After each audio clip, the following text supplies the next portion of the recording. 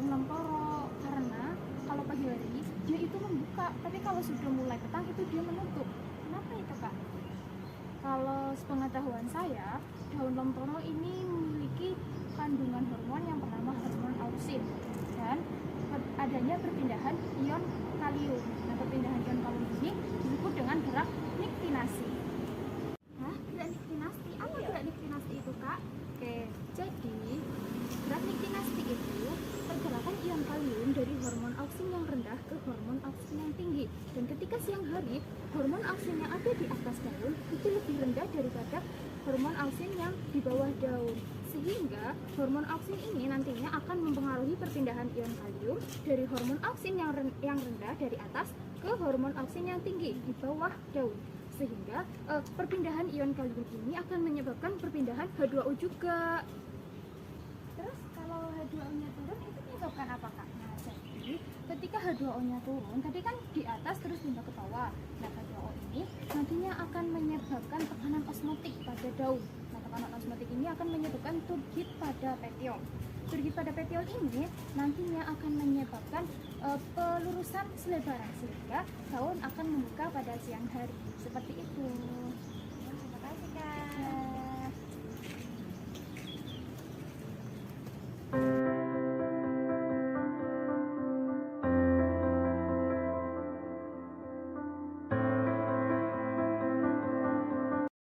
Kita akan mengamati gerak niktinasi pada tanaman lamtoro. Nah, sebelumnya, apa sih gerak niktinasi itu?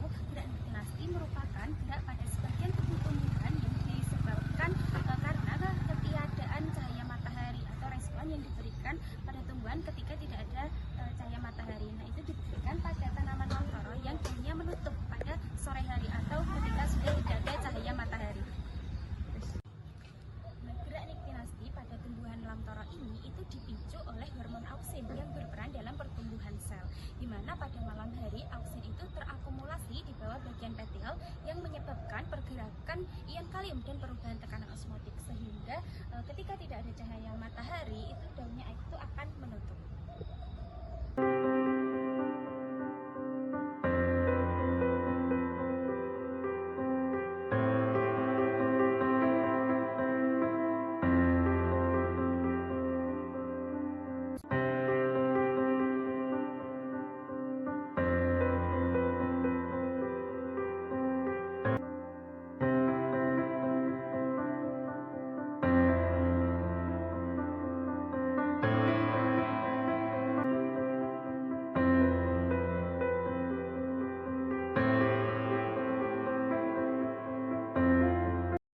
Setelah pengamatan yang dilakukan, yaitu yang dipraktikkan mengenai gerak nasti yang terjadi pada daun putri malu, yaitu tigmonasti. Nah, gerak nasti itu sendiri adalah gerak yang terjadi pada bagian tumbuhan yang gerakannya itu tidak dipengaruhi oleh arah datangnya rangsangan. Nah, putri malu sendiri merupakan salah satu contoh dari gerakan nasti yang berupa tigmonasti. Nah, setelah dipraktikkan bahwasanya putri malu itu membutuhkan 1-5 detik waktu, kurang lebih 1-5 detik dalam menutup sempurna pada bagian ujung dan juga bagian tengah dan juga pangkalnya. Tigmonasti pada putri malu terjadi karena adanya keluarnya air yang disebut oleh pulvinus. Putri malu membuah kembali dalam waktu 5-10 menit.